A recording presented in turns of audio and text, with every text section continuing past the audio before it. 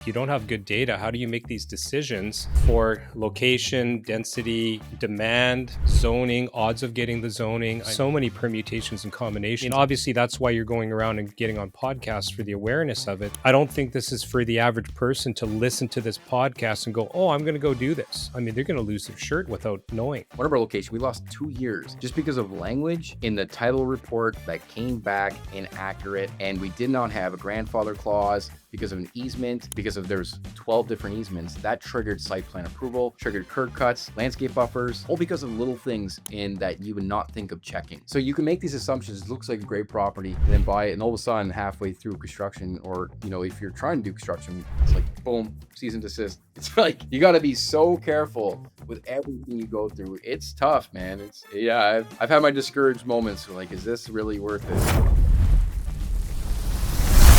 I'm Garrett Wong, and this is the Investing to Win podcast. How do you define success, and what does winning look like for you? Chris, welcome to my podcast. Thanks, Garrett. Excited to be here. Me too. I have a passion for storage, so you're going to see me anxiously writing down a lot of stuff here. But why don't we back up a little bit? Why don't you give the audience a short intro of yourself? Cool. Yeah, Chris Long, the founder of Long Yard Storage, blue collar builder, love real estate, and basically was growing my construction company and solved two problems at once, real estate and storage, and a little bit about me and the journey I'm on. But yeah. All right. That was super quick. Love it. No, audience, I like my guests to introduce themselves. I don't like to kind of take up a lot of time reading out this big, long bio. So let's unpack that for a little bit. So you started out contractor. Like, what kind of contractor were you? Yeah. So, it's funny. I grew up with my family in HVAC. So my grandfather and grandma were always answering the phone. This is Conrad Heating.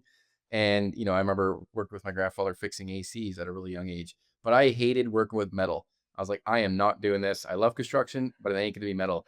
Funny enough, we do a lot of metal fencing now. I was just going to say, the last time I checked, storage was made of metal, Chris. Yeah. But when I got into the trade on the, at least the hands-on part, it was carpentry. So I'm a licensed carpenter, and I like the fine finishing and the structural work. So I did crown molding, coffered ceilings, really nice creative finishing, and also fixing up older houses. So when I got into the trades, it was specifically carpentry, and I really honed my craft in that.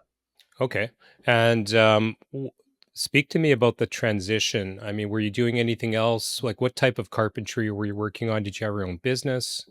Yeah, so I think I was around 19 when I pulled up to the first job site, and I mean, I knew the basics from HVAC, but in terms of like general contracting, I knew nothing. So when I got into it, it was just I was a sponge, and then just I wanted to be more of like a general contractor. So, I started off learning everything, and I was fortunate to get with a good crew. So, at the beginning, they didn't even know my name. They just teased me for 3 years. Everyone just called me Lewis. So I really got into the trenches of like a difficult company, but it really built me up to be kind of a really skillful carpenter. And I actually, believe I started to outperform them just because I was ambitious and hungry. And then as soon as I got my ticket as a licensed carpenter, I pretty much went on my own, and I started Conrad Construction, named after my grandfather, Conrad, who pretty much got me into it. And I ran that for about 10 years. And I knew at the beginning that I wanted to get into real estate. So as soon as I got my ticket as a carpenter, I did two things. I opened up Conrad Construction, and I bought my first house and started converting it into a duplex. And that's what started my journey into real estate investing. And that's what also expanded Conrad Construction to go on to doing multiple jobs. Then it all shifted to actually being a vertically integrated general contractor for my own company, which is now Long Yards, doing jobs internationally. Wow. So, what does your real estate portfolio look like then? So it's interesting because like I had my first location, which provided financial freedom and pure cash flow. And now I was like, oh my God, this really works. I want to do this with a lot of people everywhere. So I kind of put a lot of visions together, my love for building and then making change for people's lives. And so now, the portfolio is, as an example, someone like yourself is like, hey, I want to get involved. Well, we just do a joint venture. It's just me and you on one deal. And I put my money into the deal as well to make sure it's a home run. So the real estate portfolio right now, it's either 100% ownership properties, well, with my first location, or we had a syndication model with a few more people, which I tend to stay away from. It's just too many people, too complicated. And we're kind of in that weird deal size, between $1.5 million and 5 million, where there's not enough meat on the pie for multiple syndicators. It's more for venture. So yeah, it's basically like partnership models with multiple properties, everywhere. So, do you lend your expertise and come into the JV as a contractor or just as a pure partner? Both. So basically, like if someone's like, "Hey, I know nothing about what you're doing," or "I'm a seasoned expert, let me work with you." We're pretty much adaptable, which is our core values for long yards. And what that does is, we'll help you find a deal, we'll help you underwrite, we'll help you get the lending, the term sheets. We will do the complete vertical build, and we can even consult and oversee all the site work because we're used to doing it. And then we do the marketing management, the lease up, and depending on the partnership, if you're in the area, you could do the management, or we can help with the management from our systems and operational expertise as well. So it's complete, like, turnkey. And Yeah. because we got approved by SBA, and I'm Canadian, I can't actually use SBA because I'm Canadian. So the model we built was we partner with people, they sign SBA, and then we just partner with them on the location. And because we will put our money into the deal as well. Okay. So you're Canadian. So am I. So where are you located? I'm in Tampa, so I've been in the States now 3 years. Okay. But my home, yeah, I just moved out of Canada. It's been 3 years now. My home is Ottawa, Ontario, and our first Okay. location is in Ottawa. But our other locations here, Tampa, we're in Corpus Christi, we're in Ohio. We're just everywhere expanding long ears. But some people immediately are like, I hear the Canadian accent. Other people not so quick.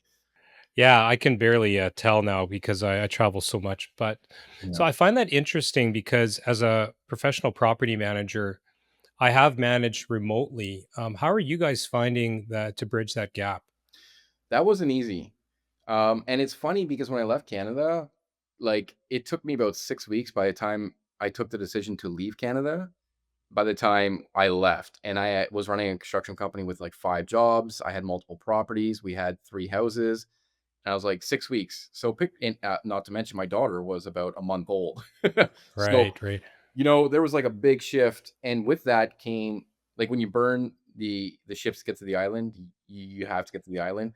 And I got creative with my deal structure with my first location in Canada, thinking, let me give someone equity of my deal and they will manage it like their own. Well, that actually wasn't the answer. So I ended up having to fire, people who were close to me because they didn't meet the standards of a wanted with management. So there wasn't an easy answer for how did it work. It was many trials and errors of iterations to get better to where it is now. But obviously, the right people in the right seats, that's huge. The right SOPs, having a facility with a standard is big. What are people coming into, and how do you maintain that? And this kind of like transitions to, just being a better CEO, and being able to communicate expectations across different fields. So management was just one of that many layers, because building and operating one location is a lot different than building the business of building many of these. So management, we can get into the weeds with a little bit, but it wasn't easy. But now we have it dialed in. So when you are, unless I misunderstood you, let's say that you said Ohio, but I mean, choose another state. Are you saying that you're able to creatively build something offsite remotely, or how do you doing that? Maybe ask that differently. Creatively build something offset, like launch a launch. Well, I guess okay, so you're in Tampa, you were in Ottawa. Now it seems like you're able to expand into other states. Mhm. I mean, are you using local contractors? Are you using your own people and flying them out there? I mean, how or are you did I misunderstand that you're not building out of state? No, so we are building out of state. So right now we're building in Corpus Christi. Okay. So the people that we've hired and been used that are native and they know our how things are done, right now we're flying them out. Right. And what Okay. we do is we train local people there at the same time, using, because we're unique on how we build things too. It's not just like very traditional. There's a lot of innovation that comes around long yards, which we can get into. But the idea of the skilled labor, the labor is, bring people in house, train them, make them part of the team, get them out there, start training local people that actually become the manager, but they have that local native knowledge now. And then now we have more people that can go out and help fly out to other locations, and show them how things are done. So there's a few layers of depth to that, because it's hard to find skilled workers, and that's one of the biggest challenges.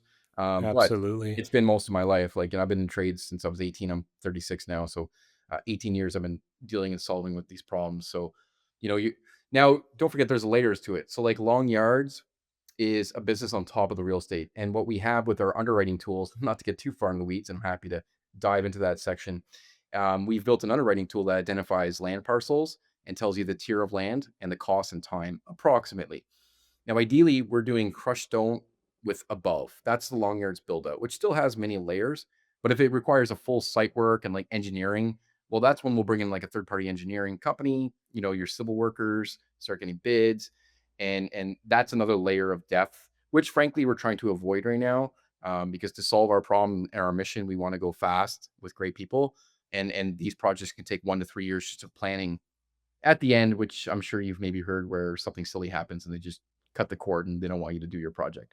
So, the acquisitions is very filtered, refined into many layers, TAM, but it's, yeah, not to get too carried off track there, but, building a great team and having them execute is critical. And that's how we're doing it.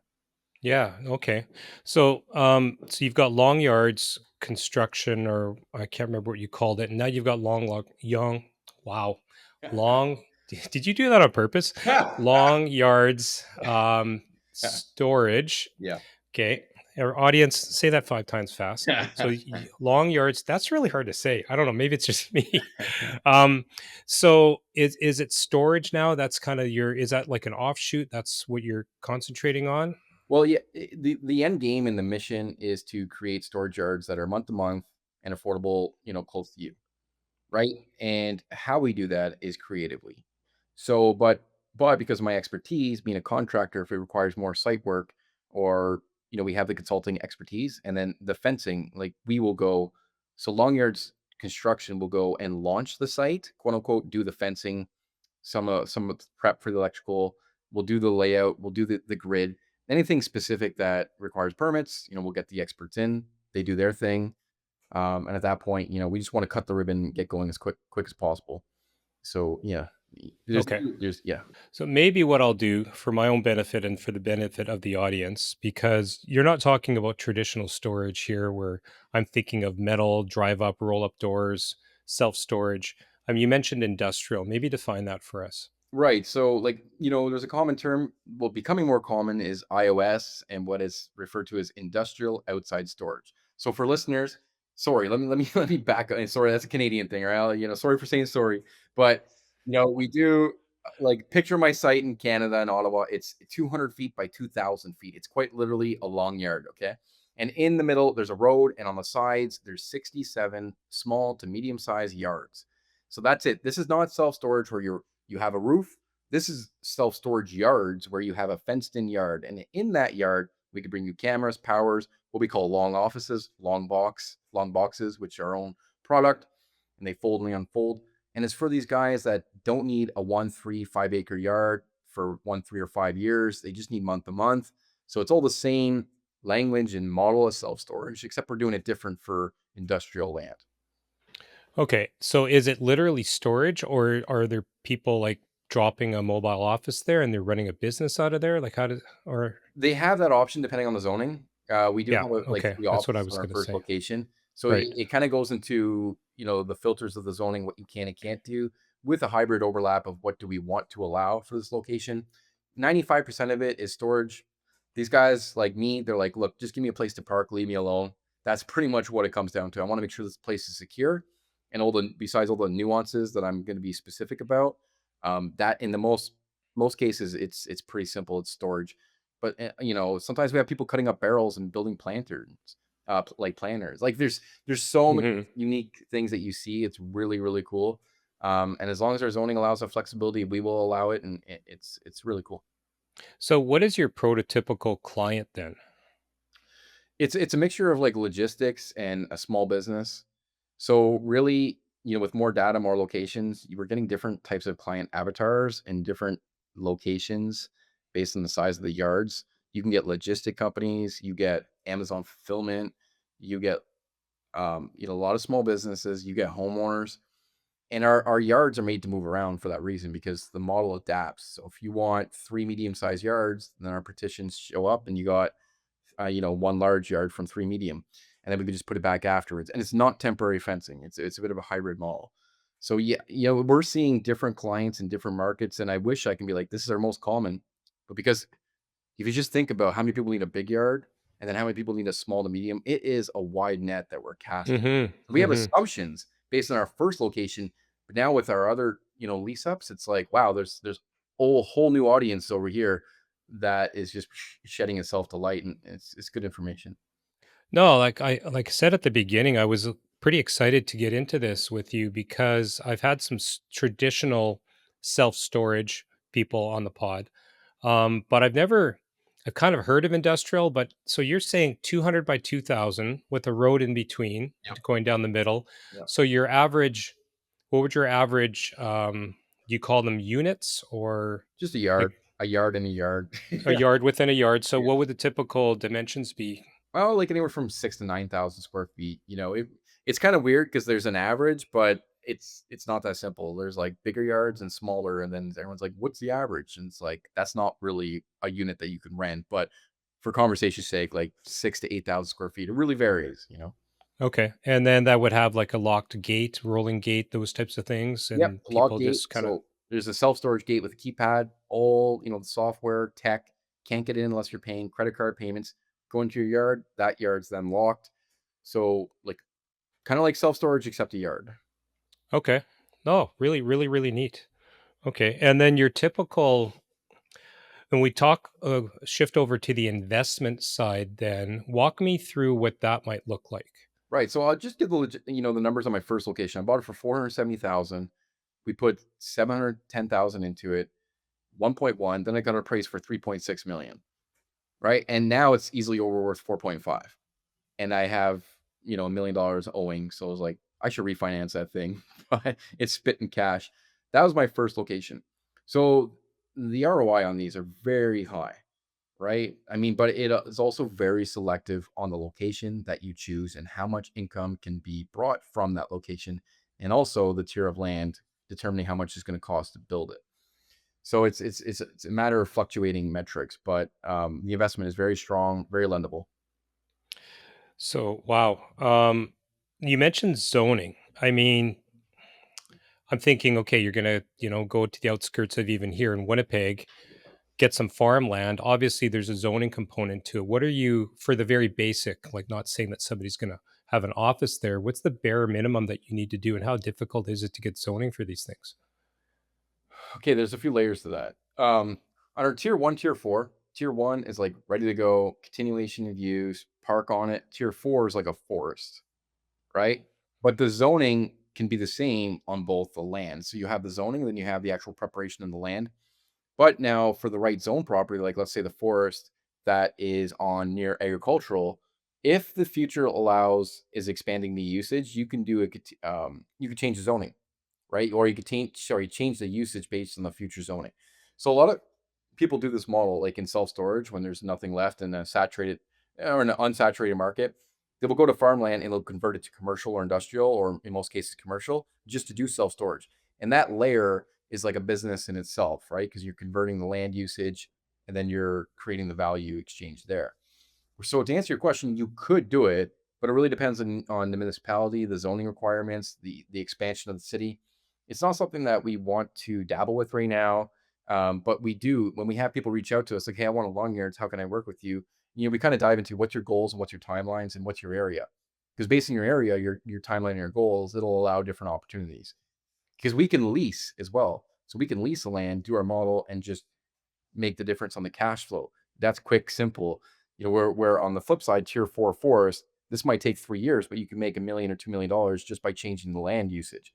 So the question really becomes, what are your goals and what are your timelines, and then what do you want to do in your area? So it's a lot to unpack, but he kind of gives you the summary of what we're looking to do. Well, you can see me writing tons of notes here. Um, I mean, when I'm thinking, you mentioned appraisal. So, a financial institution is going to come and appraise this. Are they appraising the land? Are they appraising the EBITDA? Are they appraising something based on a cap rate like they would with multifamily? How does that work? Yeah, great question. So on my appraisal for my first location, which if anyone reaches out, I'll send them the appraisal, open book about that. They treat it like almost like a boat and RV, right? It's which it kind of is in a nutshell. It's like boat and RV with a fence around it. Some lenders, their brains blow up. They're like, no, we're other are like, I get it. So it's the NOI divided by a cap rate gives me my future market value. So my first location, when I had the appraisal, shortly after I had it, not even fully leased up, it was 2/3 leased up. Using that formula, the NOI divided by the cap rate gave me a $3.6 million appraisal. Now, using the same numbers, it's closer to 5.2 actually. Same formula, same expenses, everything else. Now, what's really interesting is there becomes a bit of a metric where the land with time, the price per acre of land becomes worth more in the business. So what do you want to pick? Do you want to pick the price of the land or the price of the business on it? And it's a good problem to have because as the city builds out, right, you now have this, it's like land banking with a cash flow business on it, right? So there's that side of it. So, yeah, if you're kind of looking for what you're thinking is maybe a piece of land, you get the appraised value, but you have to get creative with the financing, right? And you have to get a partner that understands what are you paying for this land? What do you need to put in to make it cash flow profitable? And we're going to help you get there. And that's what SBA does. I can buy land. Perfect example. We just did this in Texas, a $1.6 million acquisition, and everything else just came shy of 3 million. So we put 10% down and this thing, so $3 million, what is a $300,000 requirement because 90/10 with SBA. But so we could buy land and do the build out and do it with only 10% down. One of the reasons I'm not in Canada because you can't do that in Canada.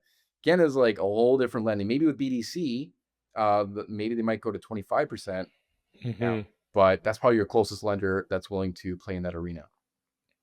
But then again, it comes down to valuation and appraisal, right? So when you say that lenders sometimes their heads blow up, like my head is doing that right now, in terms of the certainty, right? Because we as investors are going to look at an asset class, put in whatever amount of money or assets, and then or liquidate, and then you want your ROI, right?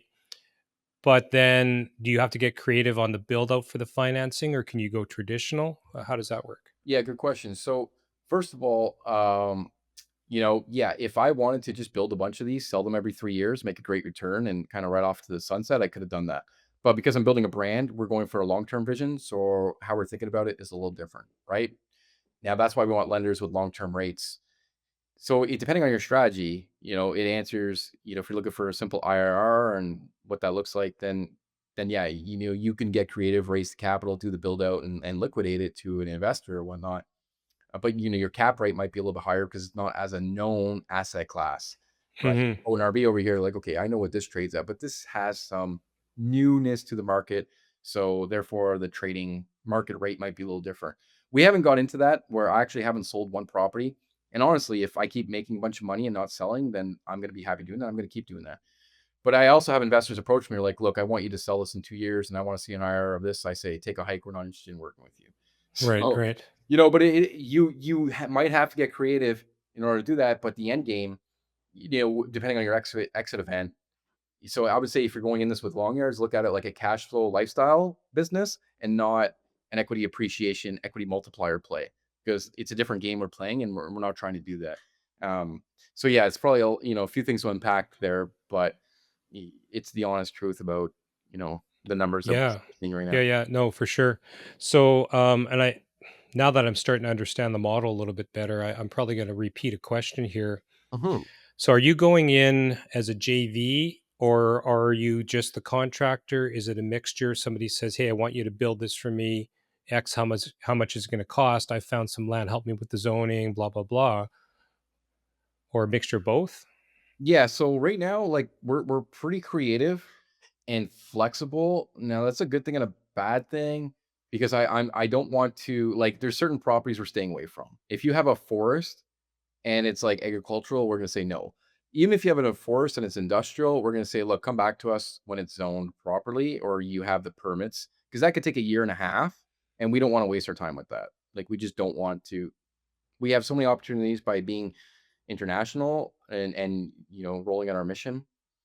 So now if it's the right property, the right in what we call tier 1, so we're focused on tier 1 and then we partner with people and we go if they don't have tier 1, we will find a person and go do a tier 1 property.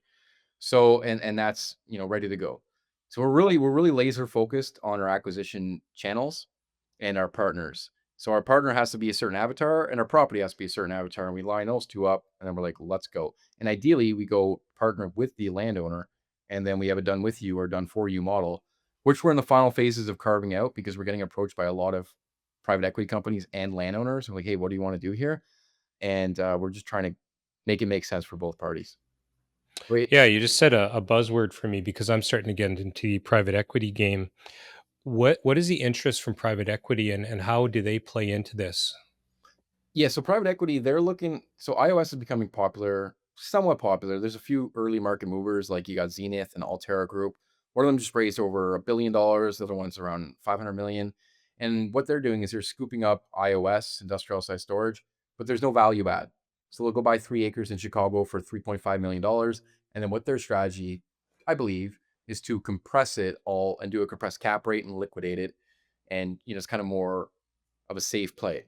So in terms of iOS and market movers, those are the kind of the guys doing those type of those plays, but no one's, from my knowledge, doing what I'm doing, which is more of a value add cash flow play, and it really broadens the market opportunity. So that's kind of what we're focused on. But that's what I'm seeing private equity companies do, and no one yet, to my knowledge, is playing in my field. I do get approached once in a while. Actually, someone just approached me not long ago, and they wanted to buy long yards. But we're not, because private equity too is like we're a little early. Like we're getting approached, but Yeah. I don't like the terms. Like they kind of want to just tell you what to do and how to dance, and like that's not how I want to play. I want to build my own brand, my own company, and be in control. And we want to do that while everyone's making money and happy around us at the same time. So private equity is a bit of a. I'm learning about it, but I'm learning more because we're growing pretty fast. But right now, we're still not dictated by those, and we're not competing with them directly. Yeah, I mean the model that I'm used to that I am starting to play in is more trying to find a company that has $1 million worth of EBITDA, take that as a platform company, and then start acquiring other smaller portfolio companies to increase that EBITDA, hopefully up to 4 million. So you want to go 4x on that because then you can do a 7 to 8x exit to private equity.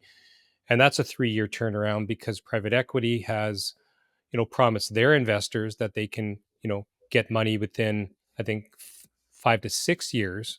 So when you do a 3-year turnaround, then they do that, and then they're able to, improve and kind of take it to that next level. Whether the original owner stays in with the partial equity or they completely sell out, whatever it is. So it's very interesting. I could see why PE is starting to approach you because you have that cash flow model. Yeah, we're very cash flow heavy and we have assets to back it. And not to mention there's a lot of other layers. We have the construction events, which are high capital and bring in. So we've built a very healthy margin business. But private equity and investors, they care about one thing: how much money I can make and what's my return. And for a business founder like myself, honestly, the more I squeeze the return, somewhere else I compromise. And usually Yeah. at the end of the day, I'm concerned about my customer, my client, and the product and service that I'm building for the marketplace. So I do have very high margins and we are very successful. A, being an early market mover, B, being innovative. But yeah, private equity has its pros and cons. And a lot of people, they love to approach you and be like, hey, let me do this and that. And then because I have all of the ingredients for a high equity multiplier, and there's a big layer of tech that we haven't gone into that Yeah. also keeps off the valuation. And we actually just did a raise. We just closed our raise mid March for our first seed round. Very internal, very small circle. I've talked to a few people, got fully funded. I talked to 3 people, got fully funded by 3 people. So, Yeah. we're definitely attractive in the capitalize, and we know that, and we have a tiger by the tail. So we're just being very strategic with who we talk to, what we present, and how much equity we want to give up versus how fast we want to move. So it's a bit of like internal, conversation we're having with our small team. And like I said, I'm just learning about it, but there's a lot to learn. Yeah, no, like I said, the model that we're trying to practice is purchasing growth rather than trying to build it organically because it's just too slow, right? So we can chat off camera for sure. Um, no, that's really interesting in terms of the cash flow model. Where do you, I mean, how do they? I know for because I'm a multifamily guy, right? Traditional real estate, we're getting our cap rates as published by a lot of the big, firms out there. How are these, because it seems to be relatively early days, where are the lenders getting their cap rates from? Well, that's the funny thing because we're not in that realm. Like I know enough about it to know enough about it, but We're more focused on a debt service coverage ratio, Okay. and that's to satisfy the banks because we're looking at long-term cash flow. We're looking for a business that is sustainable in the long term. Now, the cap rate is different because, it hasn't been really seasoned enough to have enough data to say what the cap rate is. So the closest comparable we have would be the closest asset, which would be boat and RV. So when Right. I have my appraisals, they look at the closest thing and they're like, okay, what can we run this parallel to and come up with an answer? But it's really funny because in private equity, our EBITDA equity multiplier using all of our systems actually exceed a cap rate. So, we're at possibly a 5 cap rate. And if you look at what iOS, and that's not just like, maybe iOS in Houston or Dallas, in the top market. But when we consolidate our whole portfolio over many different asset classes in different areas to a 5 cap rate at a high trading multiplier, then it starts to get really juicy, but obviously you need to be at certain metrics to get there, which building out on our projections, we are hitting all of our milestones, hence investors flocking to us. But, yes, the answer to your question, the cap rate, but, as founder and CEO, I look at more than the cap rate. I look at because I can roll up 3 or 5 of these all day long and do a compressed cap rate and offload them. But the bigger play is to roll up 500 or 1,000 of these and then offload Hmm. it in massive, which really, I'm building a business that I don't have to sell from because it's gonna be such a cash cow, then I'm not gonna be worried about it. But, yeah. Yeah. No. Whether it's a 5 cap, 6 cap, whatever. No, that's like I said, my head's starting to pop off here too because there's just so many. I've just never heard of anything quite so innovative. Yeah. I mean, when you keep comparing to boat and RV, but I mean, I would beg to differ. I mean, those are depreciating assets. What you have here is not depreciating. I said for cap rates. You can Oh, I compare know, but cap but rates. still, Yeah. but still, Yeah. right? Yeah, it's so, like, you're just hearing the surface. Right now, we're scratching the surface of long yards. Like, it's crazy because I went from a contractor and then, like, what's the problem we solve? Build a fenced yard on a property and rent it out. But that's the tip of the iceberg. It looks simple, but it's not easy. And the ways we do that, there's like a whole value tree of branches on all the different ways to make money on the way up that make it a massive private equity value creation. So it's really cool, and I'm just learning so much doing it. So that it's a lot of directions we can go off into. Um, but I mean, we're making a lot of money and we're solving a big problem at the same time. So it's a great formula. Yeah, okay. Let's back up and talk about again that avatar. Yeah. Because for this industrial storage iOS, it's like obviously you have to solve a problem. So you, I know I said what's your ideal avatar, but what's a problem that iOS is solving for the industry? Let's start there. Yeah, great. So there's segments of it. So iOS, when people refer to iOS, it kind of became known because of the bigger market players like Altera and Zenith. I believe kind of doing bigger moves. And then it started kind of creating a tailwind of momentum in the marketplace. iOS, industrial asset storage, also truck parking, right? Like logistics, a lot of people are trying to buy iOS for 3 to 5 acres to lease it to truck parking. And then they go and they sell it at a triple net cap rate or United Rentals or bigger companies like that. That's a segment that is more, let's say, newly commonly being looked at. And then you have bigger players coming and doing the roll mom and pop roll ups of them and then selling it for, a compressed cap rate. Now, what the iOS we're after is the massive fragmented marketplace below the larger players and above self storage. And the problem we're solving is going after these guys. And there is no direct, as far as I know, company achieving that. So we got blue ocean method, right? It's like we're not going after blood in the water. We're going Yeah. after everything else. And there's a lot of opportunity that comes with that. Now, granted, that's obvious. Solving that problem is extremely difficult because the asset class we're going after is being gobbled up by these guys, which aren't even focused on cash flow. They could be losing money every single month, but on the exit and their formulas, they're going to make it up. So, it looks easy, but it's not simple. But, that's going after the avatar. When you think about how many people need a small to medium sized yard month to month, well, this list goes on. It's not it's not a demand issue. It's supply and demand 101 for basics. It's we got to fulfill this demand with supply, but the supply is extremely difficult. So we're actually becoming experts in industrial real estate acquisition and fulfillment, and we have to do that creatively to solve this problem. So you almost have a business within your business. It's like if you have a cleaning agency, your true business is, human resources and hiring cleaners because that's the hardest part. And it's like us. It's like getting this asset class because the avatar is so wide. I can go on with a list of 100 pages of every person that needs this yard. That's not the problem, right? It's getting the land. Well, I was going to say real estate, location, location, location. So speak to me about what's an ideal location. Right. So we have, you got your TAM, your SAM, and we've built a funnel now because we've been able to identify the metrics through the data that we've been building. Actually, maybe explain Tam and Sam. Total available market, or total, Okay. say, adjustable market, and then sellable adjustable market. So it's like, okay, how many this long yards worked here? Now let's scale out and look at the top markets, and then we have weighted distributions to say what top markets make sense for dollar in, dollar out to give us the greatest chance, to hit home runs in these markets. And it is massive. So just in Florida, I've skip traced every single property in Florida. We've gone through funnels. Like, I can nerd out on this because there's been a lot of research and development to get to the depth of knowledge that we have to know where to put our focus and to put the laser pointer of energy, right? In Florida, there's 6,732 properties that work for long yards just in Florida. Now, Florida is also extremely difficult for industrial real estate because getting gravel, it's a swamp, right? There's just a lot of other metrics that come with it. So, when you say, what's your buy box? Well, the buy box you got a 3-page buy box to start off. Okay. You want to be above population 50,000, growth, artery, right piece of property, 3 acres plus. Okay. There's the first buy box.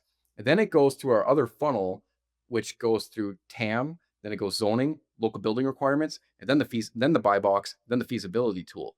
So once it meets all these 5 filters, at that point, does it hit the metrics for a long yards and for a storage yard business? So a lot to unpack there, but we've had to build it to unpack it that way. So when we look at a property with confidence, we could say, this is the one. Wow. Yeah, because I'm thinking. I mean, you're literally limitless because of the demand. Is there a magic number of a population of a city, town, whatever, where this might flourish? It's not a magic number. It's the number of how much can you pay per acre versus how much money can you make for that acre.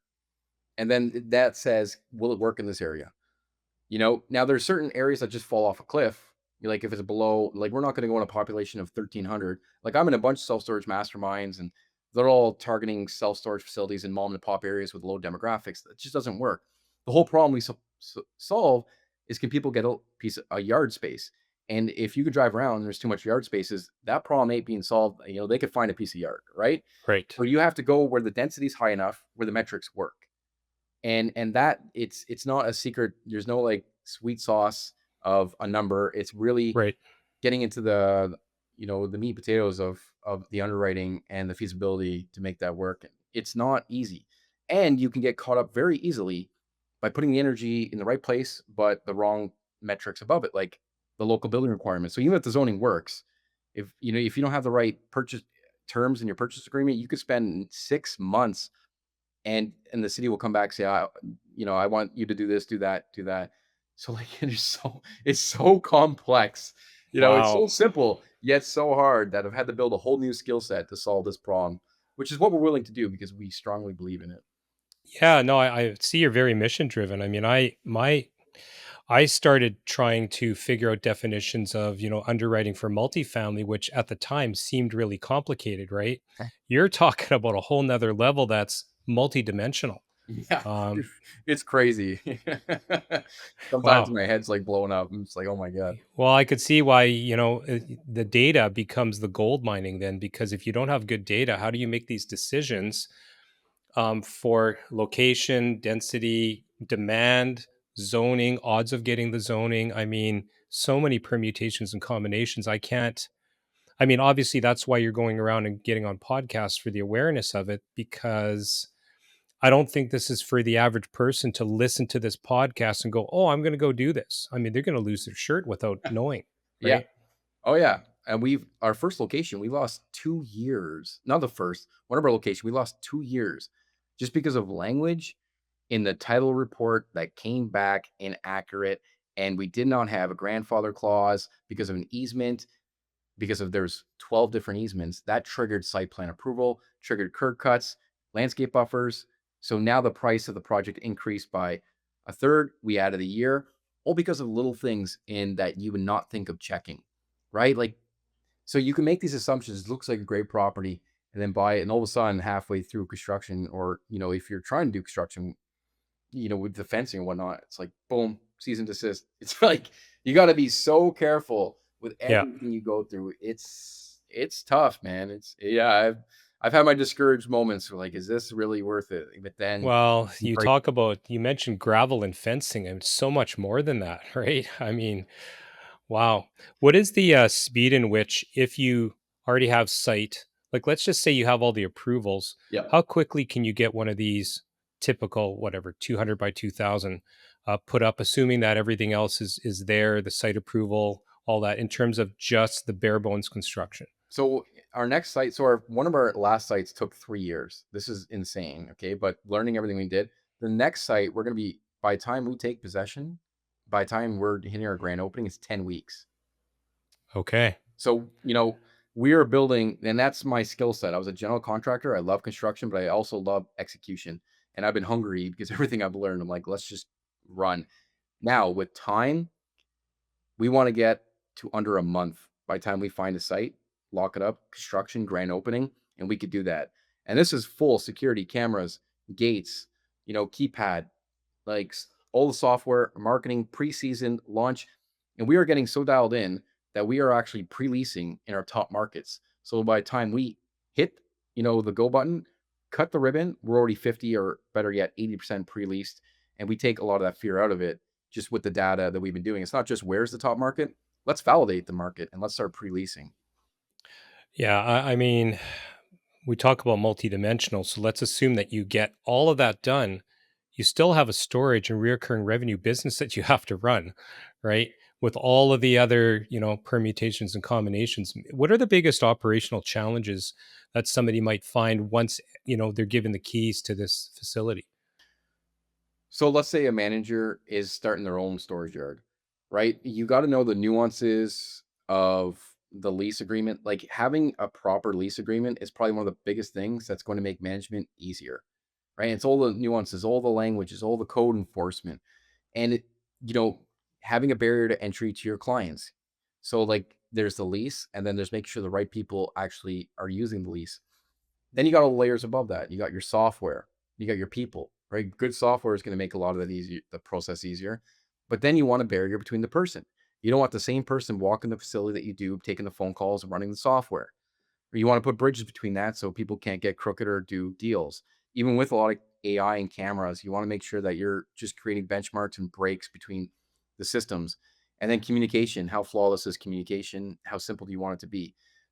So yeah, I would say for someone trying to get the keys and get into this, like, first of all, there's not many that you could just buy because you don't see them for sale. But let's say you want to build your own, you need to know the lease, you need to know the laws, but there's also little things that you can do to tweak the lease to make it more favorable for you as a landlord. Otherwise, you can get a bunch of cars that someone doesn't have the ownership for. Now you're 3 to 6 months just trying to get rid of them, right? So there's so many Yeah. layers I can get into, but there's a lot to know. And we've built an SOP of like a how-to video with every single thing, just to make that easier for our partners. So it just takes all the guessing away from it for them. Wow. You mentioned vision. I'm a big vision person. What's the long term vision for long yards? When you think of a yard, you think of long yards. Okay. Yeah. So So you like just want to be like basically you want to redefine the term. yeah, and I kind of like battle with this a little bit because like I want to be the guy who moves fast or do I want to be the guy who builds like an amazing quality based business? And like I'm wondering if I could do both. It's hard, because I kind of like really care, and it's just a difficult balance. Um, But like the problem we're trying to solve is for people to find a yard space around them that's affordable and month to month. That's not what's on the market 1, 3, or 5 years. So if we can efficiently solve that problem, internationally, then I can sleep good at night. So it's a big mission, right? Because that's a Yeah. fragmented marketplace. But whether or not we do that by having a longer stamp everywhere or being creative through technology or licensing, we're still testing and pushing the marketplace Sure. because building a brand has its layers of challenges that Yeah. actually make it harder for me in some cases to solve this problem. So sometimes I'm like trying to figure out, what is the best way, and but I still get creative with doing it and solve the problem. And I wanted to redefine it, and I want to solve that problem for the marketplace. So you mentioned international, Chris. You talking worldwide? You talking to going over Europe, Australia, New Zealand? Like, what are we talking about here? Yeah, where the problem exists, I want to aim to solve it. Well, I think the problem exists everywhere. It I does. mean, That's that's what the I mean. thing, right? So Yeah. it started in Canada, and then I went to where the market was bigger in the US. But it doesn't need to stop there, right? Nope. So, but I still there's still like a human capital component of cap- financial capacity that one Yeah. company at one size can do. So on our vision, we have roadblocks of value creation and how where we could solve the problem when. And for now, it's you gotta maximize the team efficiency and the unit economics. But the vision is to solve this everywhere, and that's what we're aiming to do. When now that I'm diving into PE and mergers and acquisitions, I think the some of the companies that I'm trying to go after are ones that are, I'm going to say AI resistant, if not AI proof. And you certainly have that here because I think AI is not going to be able to recreate store. Like you're talking about a physical presence here, right? Like you're not going to be able to build a robot that's going to be able to provide storage for people. How do you find AI is going to play a role in your business in the future? Actually, I love this conversation because the market AI is changing the landscape fast, right? And a lot of people, you got to either get AI on your team, or it's going someone with a team who's using AI is going to move faster than you, right? Now, Jeff Bezos does a good job explaining this. He says, look at a business or build something that is not going to change in 10 years. And Yep. and during one of his presentations, he says that very well. And what we're doing is we're building something, we're solving a problem that isn't going to change in a long time. People are always going to need storage, and they're always going to need space. And what's really funny is AI actually expedites our growth because a lot of people with their jobs are being eliminated, right? Yeah. Now, what jobs are not going to be easily taken by AI? This is service-based businesses. This is the Yes. plumber. This is the roofer. These are the carpenters. These are the guys that you cannot easily get to replicate through technology and systems. And where do these guys need a space? They need a small, affordable space for. Ah, I see. Okay. We are the Okay. incubator for small businesses. We are the shield against AI. So on many levels and layers, not to mention we bring AI into our business, but we're a difficult problem to solve, but we are a long-lasting problem that will exist. So, when you talk about AI, I'm like, bring it on, let's go. Yeah, no, me too. Me too. Yeah, Especially in, property management, obviously, we can bring in layers of AI for customer service, but at the end of the day, somebody still has to go and boots on the ground and things like that. But that's why I'm trying to target trades in my M&A acquisitions because they are, if not completely AI proof, almost 100% AI proof. And the only thing AI can do to a service based business is just improve it. But you're not going to have, I mean, at least not in my lifetime, a robot that's going to go and change out a furnace for you, right? Or things like that, right? So yeah, I love your business model. and it's kind of there's layers to that too because on our Yeah. yards, you can have roll-ups of small businesses as an incubator. So there's so many layers that we can get Yeah. lost into, but But you're actually vertically integrated down the line to yeah, be able to not only provide, like for me to say, okay, I want to go into roll-ups of, again, plumbers, HVAC. That's great. So now all these plumbers are going to approach me. We're going to build this big conglomerate with a platform company. But with you, you're like, okay, I can take this roll up, that roll up, that roll up. I'll house them all because as you keep growing, you can provide a long yards for that industry. it's crazy. I can do roll-ups of franchises for bin companies, for pods units, and I can have Yeah. them at each of my locations because logistically, I already know the success. I have the levers, being, with our existing infrastructure. Yeah. So yeah, I mean, there's so many layers, and they're high cash flow, right? And now they're not paying rent because we've got the rent, right? And that's one of their expenses. So there's so many layers on the, and so I don't even dive into that. Like I just peek around the surface. I'm like, I could dabble into that because there's other higher valuation levers that we're pulling right now, that we're not completely exposing, but it's powerful. Yeah, no, I mean, when you compare just gravel and fencing, And then you start diving into the fact that it is not easy because there's so many complexities, zoning, financing, all these different things. What if an investor wants to contact you? Um, what does it typically look like? I know I keep saying typical, and you're telling me, well, every situation's different. Yeah. But if somebody wants to invest on a long yard Yeah. and just take more napkin math, average size, what would they have to invest, and what would their typical ROI be after, you know, considering it's a cash flow business, they're not going to be selling it. What do those numbers kind of look like? All right. We just executed a small deal. The build out is 450,000. So we got to come up with 45 grand using SBA. So, and we're doing a simple 50-50, right? $22,500. The net cash flow split is $75,000 a year profit for 10 years. Wow. Yeah. So, yeah. Okay. Mhm. Um, and you don't have to deal with broken toilets, tenants screaming at me. I think we'll have to talk in the green room after. Wow, those are fantastic numbers. Yeah. Yeah. Now you have to get qualified by SBA. That's, you got to Yep, put a little bit of risk on the table. Now, if you're under 500K, you don't have to cross collateralize, right? So we build it in a way that, depending on the deal, your risk tolerance, will find a location with you. But we also, we want people to find deals as well. So we built what's called a go long or go home. Yeah, long yards, Chris Long, go long, go home. So someone gives us 5 grand, right? And then for 30 days, we will teach you how to find a deal and how to underwrite a deal. And if you don't like what we've given you, no questions asked, we give you the $5,000 back, right? Now it's step one of step five. Maybe I know how to find it and underwrite it, but leasing it up, building it out, and everything else. And that's what we do with you. But, we built it this way because this kind of needs to be a bit of a dating phase, get to know each other, understand the market, because there's so sure. many questions. How do I find something? It's like, look, we built this unique selling proposition for that reason. Get in, get your feet wet. Do you like working with us? Do you like what you see? Do you understand the numbers?